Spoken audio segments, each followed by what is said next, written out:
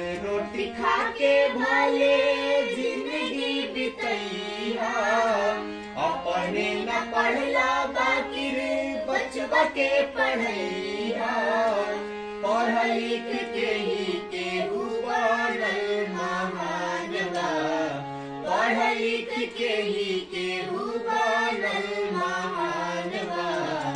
पढ़ लिख बबुआ कलमिए में जान बा, पढ़ लिख बबुआ कलमिए में जान बा। नून रोटी खा के भले जिंदगी बितैया, अपने न पढ़ला बाकी बचवा के पढ़ैया।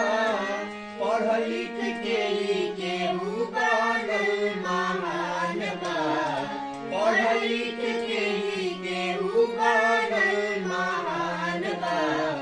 पढ़ लिख बबुआ कलमिए में जान बा, पढ़ लिख बबुआ कलमिए में जान बा। पढ़ैया अम्बेडकर जी कैले, घर घर शिक्षा के आनंद जगैले। इहे पढ़ैया अम्बेडकर जी कैले, घर घर शिक्षा के आनंद जगैले। पढ़ लिख रच दिहले देख संविधान बा, पढ़ लिख रच दिहले देख संविधान बा। पढ़ लिख बबुआ कलमिए में जान बा, पढ़ लिख बबुआ कलमिए में जान बा। कहे विवेकानंद ज्योतिबा फूले, लइकन के पढ़े खातिर भेजई स्कूले। कहे विवेकानंद ज्योतिबा फूले, लइकन के पढ़े खातिर भेजई स्कूले। पढ़ल लिखल आदमी के अलग पहचान बा, पढ़ल लिखल आदमी के अलग पहचान बा।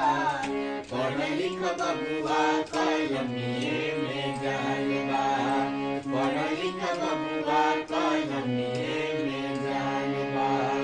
नून रोटी खा के भले जिंदगी बितैया, अपने न पढ़ला बाकी बचवा के पढ़ैया। पढ़ लिख के ही केहू बनल महान बा, पढ़ लिख के ही केहू बनल महान बा। पढ़ लिख बबुआ कलमिए में जान बा, पढ़ लिख बबुआ कलमिए में जान बा। पढ़ लिख बबुआ कलमिए